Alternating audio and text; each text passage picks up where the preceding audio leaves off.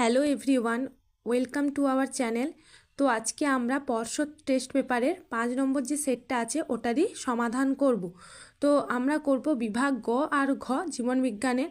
তো তোমরা জানো যে মাধ্যমিকে আর খুব একটা বেশি দিন সময় বাকি নেই। তো তোমরা তাড়াতাড়ি করে যা পড়া হয়েছে তো হয়েছে, এখন টেস্ট পেপারগুলোই বারবার প্র্যাকটিস করতে থাকো, কারণ বেশিরভাগ প্রশ্ন এইখান থেকেই পড়বে। কারণ যদি তোমরা এইটাই যদি বারবার প্র্যাকটিস করো, দেখবে সমস্ত প্রশ্নগুলো কমন পাবে। আর হ্যাঁ, এই যে পিডিএফগুলো দেখতে পাচ্ছ, এটা কেবলমাত্র 5 নম্বর সেটের, বাকি 1 থেকে 4 অলরেডি ভিডিও করা হয়ে গেছে। তো তোমরা যদি এই পিডিএফগুলো নিতে চাও, অবশ্যই স্ক্রিনে দেওয়া হোয়াটসঅ্যাপ নাম্বারে তোমরা মেসেজ করো এবং টেলিগ্রাম চ্যানেলে যুক্ত হও। তো তোমরা সেখানে সমস্ত পিডিএফগুলো পেয়ে যাবে। তো চলো শুরু করা যাক বিভাগ গয়ের প্রথম প্রশ্ন। তো বিভাগ গয়ের একে দেখো 3-এর 1-এর প্রথম প্রশ্ন কি আছে, যে নিম্নলিখিত ক্রিয়াগুলির সঙ্গে যুক্ত উদ্ভিদ ও প্রাণী হরমোনগুলির নাম তালিকাভুক্ত করো। আচ্ছা, প্রথমে দেখো কি আছে, যে ডিম্বাশয়ের পরিণত হওয়া ও ডিম্বাণু উৎপাদনে সাহায্য করা। তো এটা কি হবে? Follicle stimulating hormone. 2-এ কি আছে, জন্মের পর মায়ের স্তনগ্রন্থি থেকে দুগ্ধক্ষরণ, অক্সিটোসিন, প্রাপ্তবয়স্ক ব্যক্তির বহুমূত্র রোগে আক্রান্ত হওয়া, তো অ্যান্টি ডাইইউরেটিক হরমোন। আর 4 নম্বরে কি আছে দেখো, পিত্ত গ্রন্থির বৃদ্ধি ঘটানো ও প্রজেস্টেরন ক্ষরণ উদ্দীপনা প্রদান করা, এটা কি হবে? Luteinising hormone. তো এই হলো 3-এর 1-এর প্রশ্ন বিভাগ গয়ের। তো এবার 2-এর দাগে দেখো কি আছে, যে নিচে দেওয়া ন্যাস্টিক চলনের একটি করে উদাহরণ দাও। আচ্ছা, প্রথম কি আছে, কেমোন্যাস্টিক চলন। তো কেমোন্যাস্টিক চলনের উদাহরণ কি, যে ডায়োনিয়া, সূর্যশিশির প্রভৃতি পতঙ্গভুক উদ্ভিদ। তো এই সমস্ত পতঙ্গভুক উদ্ভিদের কী চলন দেখা যায়? কেমোন্যাস্টিক চলন। আর দ্বিতীয়ত কি, থার্মোন্যাস্টিক চলন। থার্মোন্যাস্টিক চলনের উদাহরণ কি, যে বেশি উষ্ণতায় টিউলিপ ফুল ফোটে কিন্তু কম উষ্ণতা হলে মুদে যায়। এটি হলো থার্মোন্যাস্টিক চলনের উদাহরণ। তারপর 3-এর দাগের প্রশ্ন দেখো কি আছে, যে পিতবিন্দু ও অন্ধবিন্দুর মধ্যে পার্থক্য নিরূপণ করো। তো পিতবিন্দু ও অন্ধবিন্দুর পার্থক্য দেখো, যে পিতবিন্দুটা কি অবস্থান কোথায়? তো তারারন্ধ্রের বিপরীত দিকে রেটিনার অবতল অংশবিশেষ। তাহলে কি, তারারন্ধ্রের বিপরীত দিকে রেটিনার অবতল অংশবিশেষে পিতবিন্দু অবস্থিত। অন্ধবিন্দু কোথায় অবস্থিত? না, রেটিনার যে অঞ্চল থেকে অপটিক স্নায়ু নির্গত হয় সেই অংশটিকে বলা হয় অন্ধবিন্দু। তাহলে কোথায়? রেটিনাতে। আর এটা রেটিনার অবতল তলে হচ্ছে পিতবিন্দু, আর রেটিনার যে অঞ্চল থেকে অপটিক স্নায়ু নির্গত হয় সেটা হচ্ছে অন্ধবিন্দু। আর গঠনগত বৈশিষ্ট্য কি, কোন কোষ দ্বারা গঠিত? তাহলে পিতবিন্দু কি কোন কোষ দ্বারা গঠিত? আর অন্ধবিন্দু কি আলোক সুবেদী কোষ থাকে না, এক্ষেত্রে কোনো আলোক সুবেদী কোষ থাকে না। এই হলো পিতবিন্দু ও অন্ধবিন্দু মধ্যে পার্থক্য। যেহেতু 2 নম্বরের তো 2টি পয়েন্ট দিলেই যথেষ্ট। তো এবার 4-এর প্রশ্ন দেখো, যে আমাদের দৈনন্দিন জীবনে নিম্নোক্ত প্রতিবর্ত ক্রিয়াগুলির গুরুত্ব লেখো। তো কি, দ্রুত চোখের পলক পড়া আর কি হাঁচি। তো দেখো, চোখের পলক পড়াটা কি, যে তীব্র আলো বা ধুলো বালি পড়লে আমরা তৎক্ষণাৎ চোখ বুজে ফেলি ও চোখের প্রতিরক্ষা অজান্তেই করে থাকি, এটা হলো দ্রুত চোখের পলক পড়া। আর হাঁচি কি, বাইরের ধুলো বালি ধোঁয়া গ্যাস প্রভৃতির সংস্পর্শে এলে আমরা হাঁচি ও দেহের প্রতিরক্ষা করি। তো এই হলো প্রাত্যহিক জীবনে প্রতিবর্ত ক্রিয়া 2টি উদাহরণ। তো এবার দেখো 5-এর প্রশ্নটা কি আছে, যে কোষ চক্রের বিভিন্ন দশাগুলি একটি শব্দছকের মাধ্যমে দেখা আছে। তাহলে কোষ চক্রের দশাগুলি দেখাতে বলা আছে। তো প্রথম কি, কোষ চক্রে ইন্টারফেজ দশা ও মাইটোটিক দশা। তো ইন্টারফেজ দশায় কী হবে? G1 G2 দশা। আর এখানে মাইটোটিকে কী হবে, যে ক্যারিওকাইনোসিস এবং সাইটোকাইনোসিস। তো ক্যারিওকাইনোসিস থেকে কী হবে? প্রোফেজ, মেটাফেজ, অ্যানাফেজ এবং টেলোফেজ। তো এই হলো কোষ চক্রের সম্পূর্ণ দশা। তো এর আগের প্রশ্নগুলো দেখো, এই যে পিডিএফে করা আছে। তো তারপর কি, যে 3-এর 6 দেখো, নিম্নলিখিত বৈশিষ্ট্যের ভিত্তিতে মানুষের অটোজম ও অ্যালোজমের মধ্যে পার্থক্য। তো এখানে 2টো পয়েন্ট দিয়েছে, যে প্রকৃতি এবং সংখ্যা। তো এই দুটোর ওপরে অ্যালোজম ও অটোজমের মধ্যে পার্থক্য লিখতে হবে। তো এই যে দেখো, যে প্রথমে কি, অটোজমের প্রকৃতি কি, এগুলি হোমোলোগাস জোড়ারূপে দেহকোষে বিন্যস্ত থাকে। আর অ্যালোজম বা সেক্স ক্রোমোজোম কি, এগুলি হোমোলোগাস জোড়া অথবা নন হোমোলোগাস। হোমোলোগাস মানে কি একই, যেটা XY, আর নন হোমোলোগাস মানে কি হোমোলোগাস মানে একই, যেটা বোঝায় XX, আর নন লোগাস মানে হচ্ছে যেটা হচ্ছে XY, তো এটা জোড়া রূপে দেহকোষে বিন্যস্ত থাকে। আর সংখ্যা কি, অটোজোমের সংখ্যা অধিক, মানব দেহে কতগুলি অটোজোম থাকে? 22 জোড়া।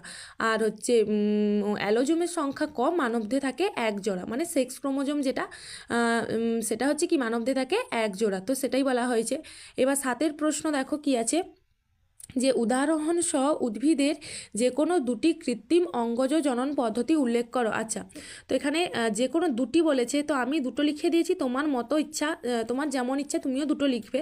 তো দেখো এখানে লেখা আছে, আর নোটগুলো দেখো সুন্দর করে ছোট ছোট পয়েন্ট দিয়ে PDF করে লেখা আছে। তো আবারও বলছি, তোমাদের যদি মনে হয় তোমরা PDFগুলো দরকার বা এই নোটগুলো দরকার, যে দেখো এই যে প্রত্যেকটা প্রথম এটা হচ্ছে 5 নম্বর সেটের, তো এটা গ এবং ঘ পুরোটাই করা আছে, পুরো সেটটাই।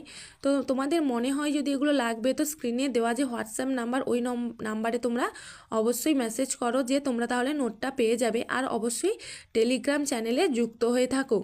তো চলো এবার 7এর দাগের প্রশ্নটা কী ছিল দেখি, যে 7এর দাগে ছিল যে কৃত্রিম অঙ্গজ জনন পদ্ধতি।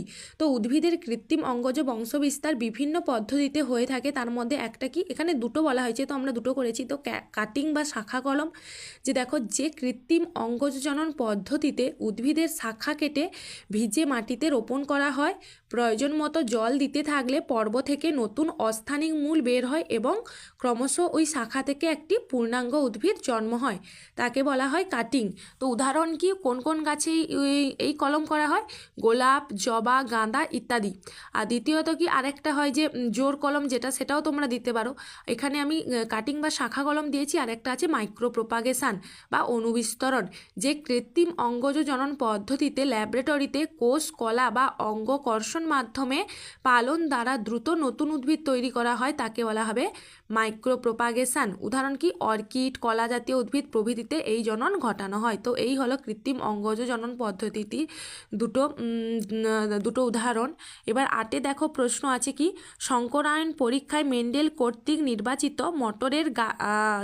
মটরের ফলের চারটি বিপরীতধর্মী বৈশিষ্ট্যগুলি লেখো। মটরের ফলে বলেছে, মটর গাছ বলেনি। তো এই দেখো মটরের ফলে চারিত্রিক বৈশিষ্ট্য কি, প্রথম কি, ফলের আকৃতি, প্রকটের ক্ষেত্রে কি স্ফীত, আর প্রচ্ছন্ন যেটা তার ক্ষেত্রে খাঁজযুক্ত। আর হচ্ছে ফলের রং, প্রকট বৈশিষ্ট্য কি সবুজ, আর হচ্ছে প্রচ্ছন্ন হলুদ। আর বীজের আকৃতি, প্রকটের ক্ষেত্রে গোল, আর প্রচ্ছন্ন হবে কুঞ্চিত। বীজত্বকের রং যেটা, সেটা হচ্ছে প্রকট হলদে, আর প্রচ্ছন্ন হলো সবুজ। তো এই হলো 8এর প্রশ্ন। এবার 9এর দাগে দেখো কি আছে, বংশগতি বিদ্যায় বিশুদ্ধ ও সংকর বলতে কি বোঝাও, তা একটি ক্রসের সাহায্যে দেখায়। তো বিশুদ্ধ জীব কাকে বলা হবে? দুটি সমবৈশিষ্ট্যযুক্ত জীবের মিলনের ফলে যে জীবের সৃষ্টি হয় তাকে বিশুদ্ধ জীব বলা হয়। যেমন কি, যদি বিশুদ্ধ লম্বা এবং বিশুদ্ধ লম্বা মটর গাছে যদি সংকরায়ন করা হয়, তখন সেক্ষেত্রে কী হবে? বিশুদ্ধ লম্বা মটর গাছই তৈরি হবে। তো এটা হলো বিশুদ্ধ জীব। আর সংকর জীব কি, যে দুটি ভিন্ন বৈশিষ্ট্য জীবের মিলনের ফলে যে মিশ্র জীবের সৃষ্টি হয় তাকে সংকর জীব বলা হয়। যেমন কি, একটা লম্বা মটর গাছের সঙ্গে একটা বেঁটে মটর গাছের সংকরায়ন ঘটালে তখন সেক্ষেত্রে কী তৈরি হবে? সংকর লম্বা মটর গাছ তৈরি হবে। তো এই দেখো দ্বিসংকর জনন পরীক্ষায়, তো তারপরে দেখো 10এর প্রশ্ন কি আছে, যে দ্বিসংকর জনন পরীক্ষায় F1 জনুতে উৎপন্ন সংকর গিনিপিগ BBRR থেকে প্রাপ্ত সম্ভাব্য গ্যামেটগুলি কী কী হতে পারে? তো এটা তোমরা সবাই জানো যে কী হবে, BBR থেকে গ্যামেটগুলি কী হবে? Capital B, capital R, capital B, small r, small b, capital R, small b, small r। তো এগুলি হলো তার গ্যামেট। এবার 11 দাগে দেখো, পায়রার অভিযোজনে বায়ুথলির দুটি অভিযোজনগত তাৎপর্য। আচ্ছা, পায়রার অভিযোজনে বায়ুথলির তাৎপর্য বা গুরুত্ব কী সেটা বলা হয়েছে। দেখো হচ্ছে প্রথম কি, যে বায়ুথলিগুলি হাঁপড়ের মতো কাজ করে, যাতে বায়ু ফুসফুসে প্রবেশ করতে পারে এবং ফুসফুস থেকে সম্পূর্ণভাবে বেরিয়ে যেতে পারে। বায়ুথলির বায়ু পায়রার নিঃশ্বসনে সাহায্য করে। 1 নম্বর হলো। 2-এ কী আছে, বায়ুথলিগুলি বেলুনের মতো কাজ করে। বায়ুথলিগুলি বায়ুপূর্ণ হলে দেহের আপেক্ষিক গুরুত্ব কমে যায়, এতে পায়রা বায়ুতে সহজে ভেসে থাকতে পারে। তো এই হলো দুটো পয়েন্ট, পায়রার অভিযোজনে বায়ুথলির গুরুত্ব। তো এখানে 2 নম্বরে দুটো করেই পয়েন্ট দেবে, বেশি দেওয়ার দরকার নেই। আর দেখতে পাচ্ছ এখানে সম্পূর্ণ নোটটা হাতে লেখা আছে, পয়েন্ট দিয়ে দিয়ে। সুন্দর করে। তো তোমরা যদি চাও আবারও বলছি যে হোয়াটসঅ্যাপ নাম্বারে মেসেজ করো। তো এবার 12 দাগে দেখো কি আছে, অস্তিত্বের জন্য বিভিন্ন প্রকারের যে সংগ্রাম হয় তা উদাহরণ সাহায্যে ব্যাখ্যা করো। আচ্ছা, অস্তিত্বের জন্য সংগ্রাম কয় প্রকার? 3 প্রকার, অন্তঃপ্রজাতি, আন্তঃপ্রজাতি এবং পরিবেশগত। অন্তঃপ্রজাতি কি না, খাদ্য, বাসস্থান প্রভৃতির জন্য যখন একই প্রজাতির জীবগোষ্ঠীর মধ্যে সংগ্রাম হয় তখন তাকে কি বলা হবে? অন্তঃপ্রজাতি। যেমন কি খাদ্যের জন্য একাধিক কুকুরের মধ্যে লড়াই, এটা হলো কি অন্তঃপ্রজাতি সংগ্রাম। আন্তঃপ্রজাতি সংগ্রাম কাকে বলে? 2 বা ততোধিক প্রজাতির সদস্যের মধ্যে উপযুক্ত খাদ্য বাসস্থানের জন্য যখন লড়াই হয় তখন তাকে বলা হবে কি? আন্তঃপ্রজাতি, মানে দুটো আলাদা আলাদা প্রজাতির মধ্যে সংগ্রাম। আর মানে দুটো একই প্রজাতির মধ্যে সংগ্রাম, যেমন কি বিড়াল, ইঁদুর, সাপ, বেজি ইত্যাদি। পরিবেশগত সংগ্রাম কি? খরা, বন্যা, ভূমিকম্প প্রভৃতি প্রাকৃতিক দুর্যোগের বিরুদ্ধে প্রতিটি জীবকে এই সংগ্রাম করতে হয়, এটা কি? পরিবেশগত সংগ্রাম। তো অস্তিত্বের জন্য জীবন সংগ্রাম কয় প্রকার? অন্তঃপ্রজাতি, আন্তঃপ্রজাতি এবং পরিবেশগত। তো সেটাই লেখা হয়েছে 12 দাগে। এবার 13 দাগে দেখো, ল্যামার্কবাদে উল্লেখিত অঙ্গের ব্যবহার ও অব্যবহার সূত্রটি উদাহরণ সহ লেখো। আচ্ছা, তো এবার দেখো ল্যামার্কবাদ বা ল্যামার্কিজম যে ছিল, সেখানে কি ছিল? অঙ্গের ব্যবহার ও অব্যবহারের সূত্র। তো সেটা বলা হয়েছে, দেখো যে বিজ্ঞানী ল্যামার্কের মতে জীবদেহে কোনো অঙ্গ ধারাবাহিকভাবে ক্রমাগত বৃদ্ধি হতে থাকলে অঙ্গটি শক্তিশালী, সুগঠিত ও সবল হয়। পক্ষান্তরে কি? জীবদেহের কোনো অঙ্গ দীর্ঘদিন অব্যবহারের ফলে দুর্বল ও নিষ্ক্রিয় হয়ে অবশেষে অবলুপ্ত হয়ে যায়। যেমন কি ক্রমাগত ব্যবহারের ফলে জিরাফের গ্রীবা ও অগ্রপথ লম্বা হয়েছে এবং অন্যদিকে সাপের পূর্বপুরুষের ছোট পা অব্যবহারের ফলে ক্ষয় পেয়ে অবলুপ্ত হয়েছে। তো এটা হলো অঙ্গের ব্যবহার ও অব্যবহারের পক্ষে প্রমাণ, উদাহরণ সহ লেখা হয়েছে। এবার দেখো 14তে কি আছে, জলাভূমি ধ্বংস ও কৃষি জমি পরিমাণ হ্রাস পাওয়ার পরিবেশে কিভাবে ক্ষতিগ্রস্ত হচ্ছে। তো প্রথমে দেখো যে জলাভূমি ধ্বংসের ফলে পরিবেশের ওপর প্রভাব। তো দেখো জলাভূমি কি? অতিরিক্ত পরিমাণ ধ্বংসের ফলে পরিবেশে নানান রকমের সমস্যার সৃষ্টি হচ্ছে। জলাভূমিতে যে জলজ জীব বসবাস করে তাদের বৈচিত্র্য হ্রাস পাচ্ছে, পৃথিবীব্যাপী জলের অভাব দেখা দিচ্ছে, স্থানীয় আবহাওয়া নিয়ন্ত্রণে পরিবর্তিত হচ্ছে এবং বাস্তুতন্ত্রের ভারসাম্য বিঘ্নিত হচ্ছে। তো এই হলো যে জলাভূমি ধ্বংসের ফলে পরিবেশের ওপর তার কি প্রভাব ফেলছে, তার কয়েকটি পয়েন্ট দেওয়া হয়েছে। আর দ্বিতীয়ত কি আছে, যে কৃষিজমি হ্রাসের ফলে সৃষ্ট সমস্যা। তো উৎপাদিত খাদ্যশস্যের পরিমাণ হ্রাস পাচ্ছে ও খাদ্যের অভাব প্রকট দেখা দিচ্ছে। স্বল্প পরিমাণ জমিতে অধিক ফসল উৎপাদনের চেষ্টায় জমিতে রাসায়নিক সার অধিক মাত্রায় ব্যবহৃত হচ্ছে, ফলে পরিবেশ দূষিত হচ্ছে। অধিক পরিমাণ ফসল উৎপাদনের উদ্দেশ্যে উচ্চ ফলনশীল শস্য বীজ ব্যবহৃত করার জন্য শস্যের স্থানীয় ভ্যারাইটিগুলি লোপ পাচ্ছে, ফলে জীববৈচিত্র্য বিনষ্ট হচ্ছে। তো এই হলো কৃষিজমি হ্রাসের সৃষ্ট কারণ। তারপরে দেখো 16 দাগের প্রশ্ন কি আছে, যে 16 না 15তে আছে কি, আচ্ছা আমার 15 প্রশ্নটা লেখা হয়নি। 15 প্রশ্ন কি আছে, যে হাঁপানির 2টি কারণ। তো এখানে যদিও আগের সেটগুলো এই প্রশ্নটা বারবার এসছে যে হাঁপানি রোগের 2টি কারণ, তো তোমরা অবশ্যই আগের ভিডিওগুলো দেখো এবং পিডিএফগুলো নাও। তার জন্য টেলিগ্রামে যুক্ত হতে পারো আর স্ক্রিনে দেওয়া হোয়াটসঅ্যাপ নাম্বারে মেসেজ করো। তো সেই সেটগুলো এখানে হাঁপানির কারণগুলো লেখা আছে, বারবার করে এই প্রশ্নগুলো প্রত্যেকটা সেটে আছে। তো তাই আর এটা খেয়াল হয়নি যে এটা লেখার হয়নি।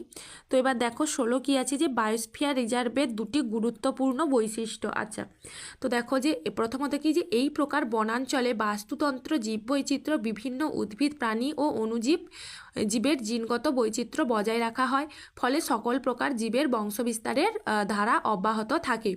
আর দ্বিতীয়ত এই অঞ্চলের জীবকুল স্বাভাবিক বা প্রাকৃতিক পরিবেশেই বৃদ্ধি পায় এবং প্রজনন করে। আর এই অঞ্চল গবেষণামূলক সুযোগ বর্তমান, এই অঞ্চলে কি গবেষণামূলক সুযোগ বর্তমান। এবার লাস্ট প্রশ্ন দেখো বিভাগ গয়ের 3 দাগের 17 নম্বর, যে ক্রাও সংরক্ষণের গুরুত্ব। তো এই দেখো ক্রায়ো সংরক্ষণের গুরুত্ব।